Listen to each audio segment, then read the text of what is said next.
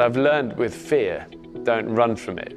And again, the message of Christ was always about, I'm there in the difficult times. In your pain, I'm there, you know? And I try and remember that. And despite the doubts and the fears, I try and hold on to that. And that's the journey of life, you know. Welcome to the Jesus Calling podcast. Our guests for this episode reflect on the circumstances of their lives that have challenged their faith and how, after many years and many journeys, they continue to choose to follow Christ. Adventurer Bear Grylls and bluegrass musician Rhonda Vincent.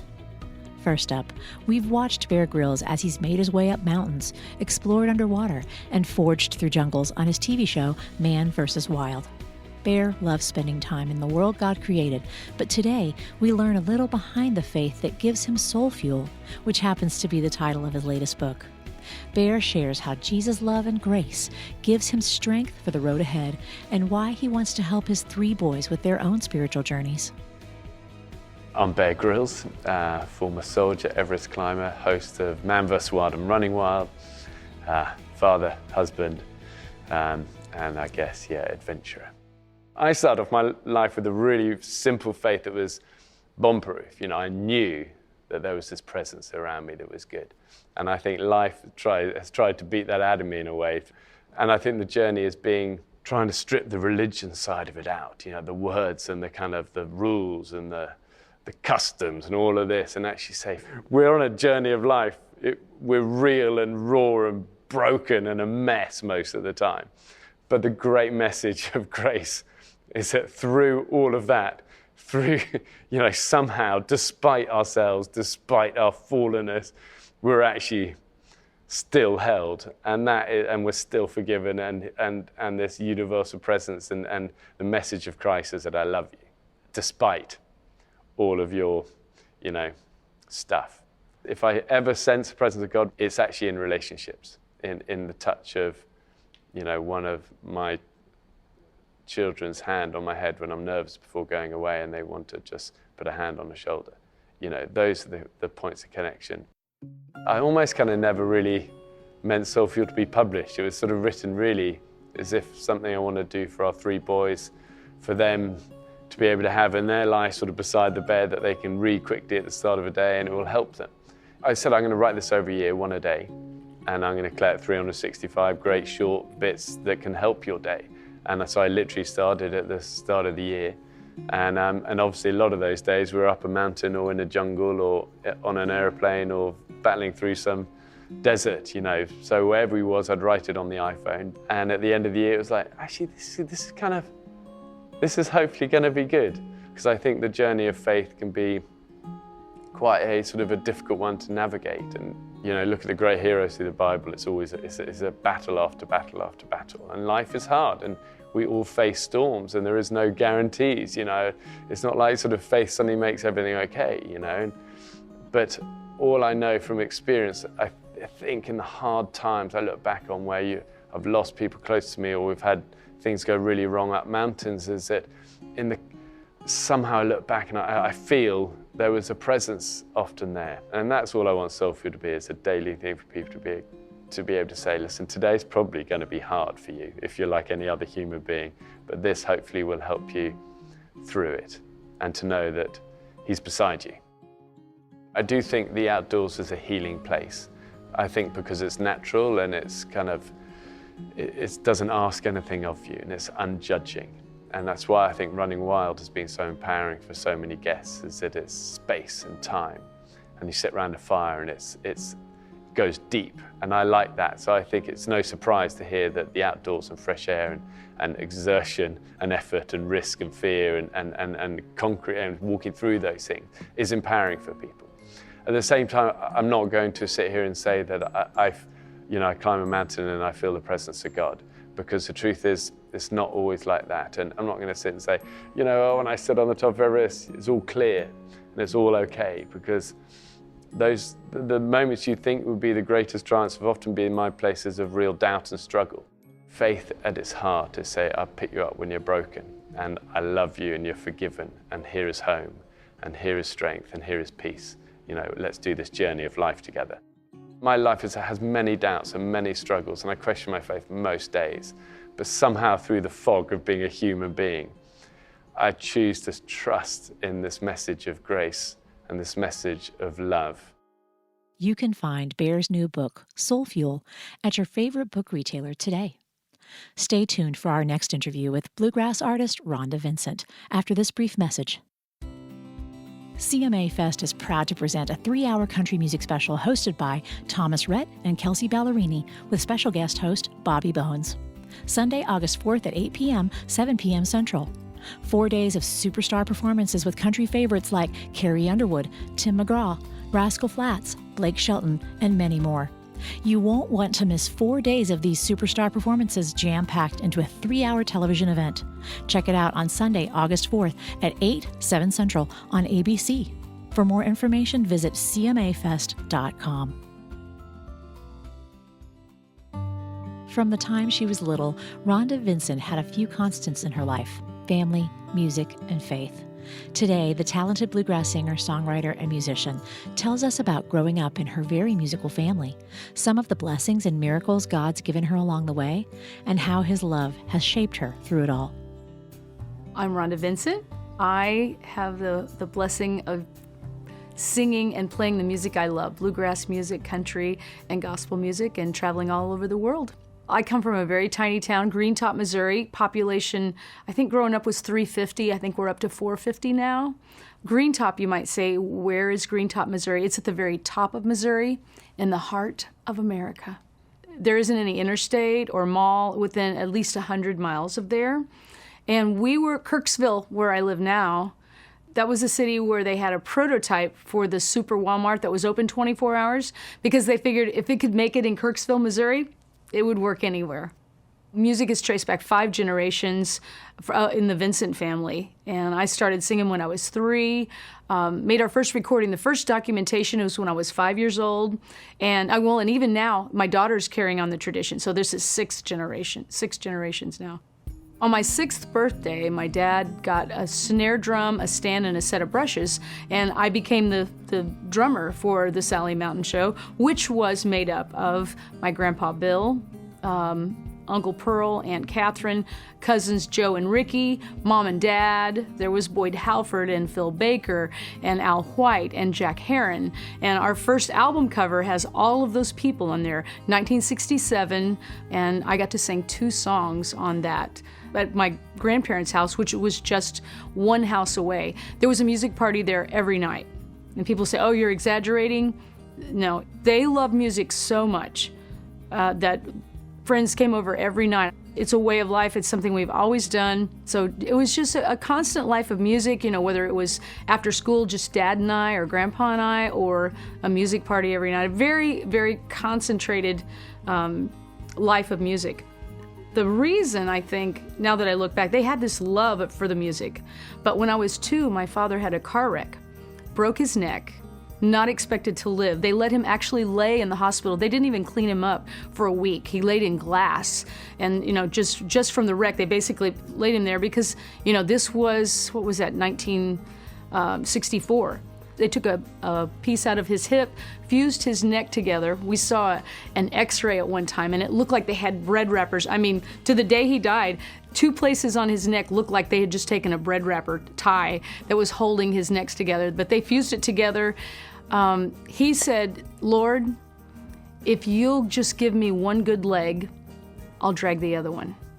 And do you know that's exactly what happened? He ended up walking with a cane, and the toe of his right boot, he would drag his right leg, and it was always completely worn out.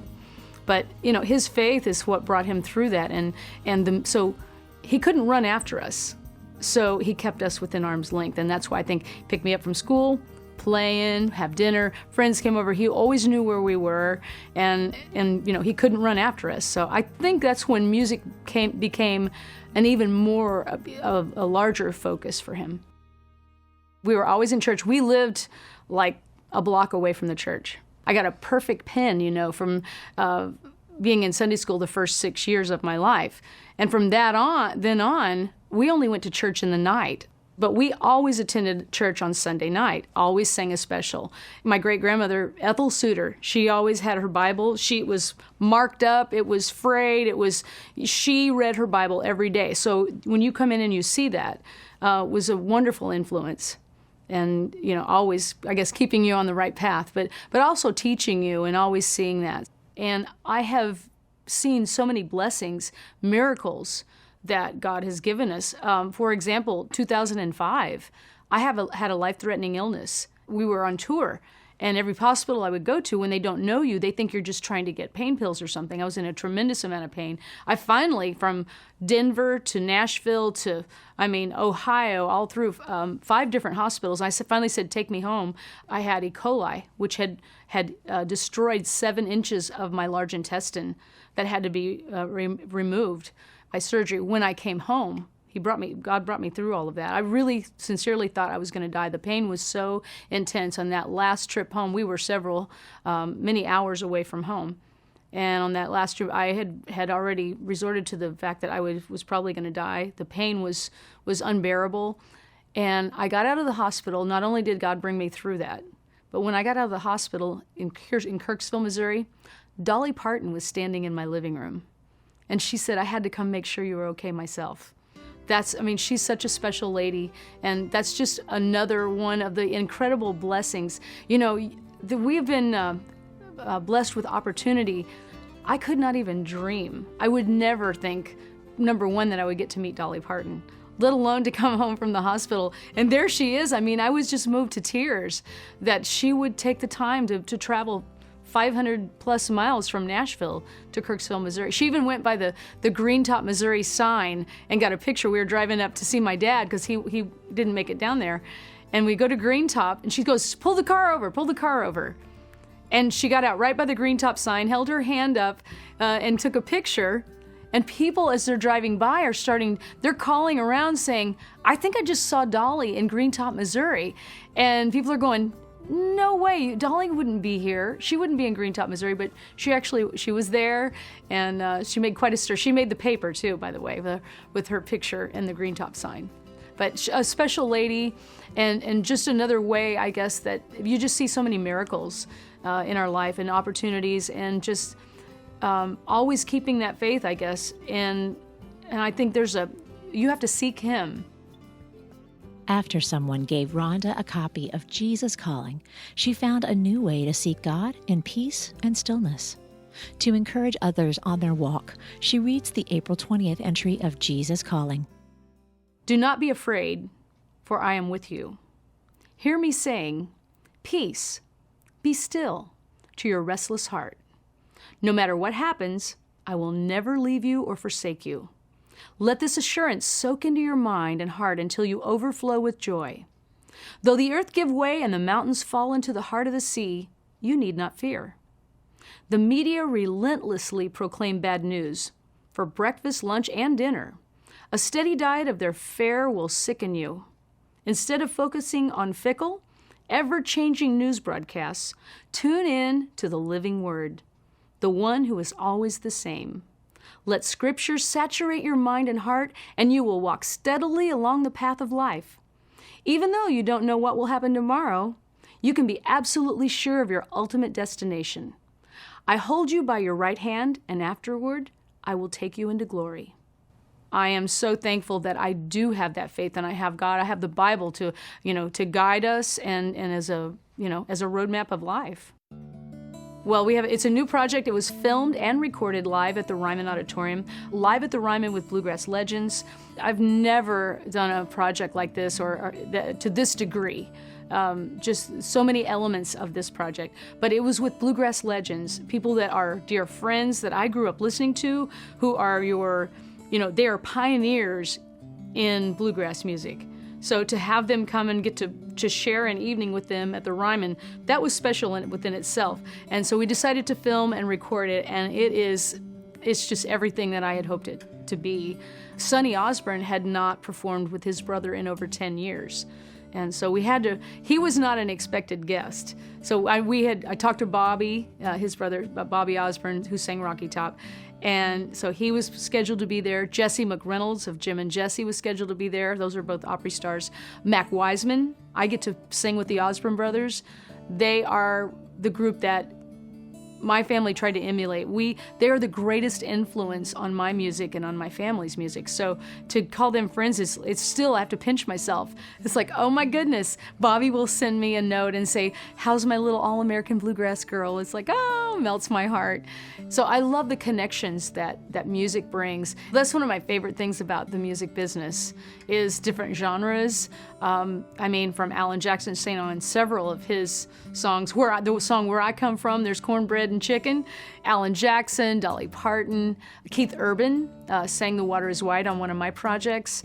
Alison Krauss, she and I grew up together. There's so many. Martina McBride, Faith Hill. Most recently, we are blessed with a #1 song. It's part of the Elton John, Bernie Taupin. It's a collaboration. It's a tribute CD for commemorating their 50 years of musical collaborations. So, and it's a duet with Dolly. So you just never know where God is going to lead you in that path, and the person that you're going to, who would think that we would be friends with Bernie Taupin?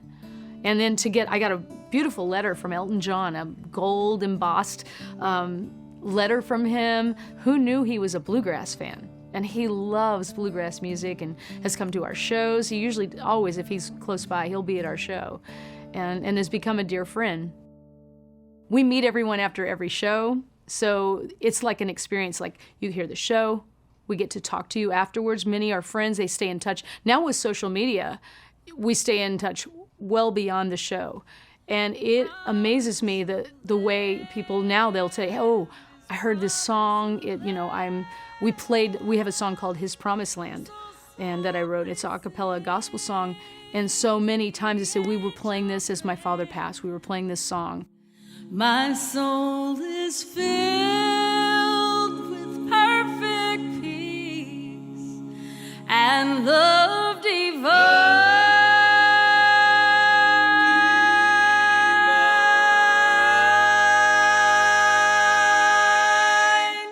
Come in, my child. Before, I thought, I'm just a kid from Green Top, Missouri. I'm just out here playing music that I like. I did not realize the responsibility. There becomes a responsibility, an expectation to make sure, #1, that you are representing yourself. That are we, how does God perceive me? Am I perceiving this in a good way? Would he be proud of me for doing this? And knowing that the songs that you're doing are influencing people. Like, to have this guy say, I literally had the gun to my head, and your song came on, and I put the gun down. That's really powerful to know that. Obviously, I had nothing to do with that. That had to be God interceding in that, because that guy, I've known him now for years, and he still stays in touch. In fact, I bought him a car once. He couldn't get to the show, and he got somebody to bring him there. And I said, told the guys, let's go out and buy him a car today. And so when he came to the show, I brought him on stage and presented him with a new car, or a used car. But I love that we are so blessed that we get to share that blessing with so many, whether it's in a song or whatever, in whatever respect it is. To hear more of Rhonda's music and to find out about her latest projects and shows, please visit her website at rhondavincent.com. If you'd like to hear more stories about people whose faith has been tested but continue to follow Christ, check out our interviews with Devin Still and Kenny Thomas. Next time on the Jesus Calling podcast, we talk with Christian music artist Anthony Evans. Growing up as the son of Pastor Tony Evans, Anthony struggled to find a place where he could be uniquely used by God. He shares how encouragement from his parents gave him the freedom to pursue his own calling. So there was a lot of pressure, undue. My dad never told me, I want you to be a preacher. My mom never said, I want you to one day be a singer. There was none of that. It was, Anthony, find your voice. Anthony, we want you to choose faith over fear, knowing that God will work all things together for your good. So I've always been challenged to move outside of that. And that is where I found my voice. Do you love hearing these stories of faith weekly from people like you whose lives have been changed by a closer walk with God? Then be sure to subscribe to the Jesus Calling Stories of Faith podcast on iTunes, Stitcher, or wherever you listen to your podcasts. If you like what you're hearing, leave us a review so that we can reach others with these inspirational stories. And you can also see these interviews on video as part of our original web series, with a new interview premiering every other Sunday on Facebook Live. Find previously broadcast interviews on our YouTube channel, on IGTV, or on JesusCalling.com/video.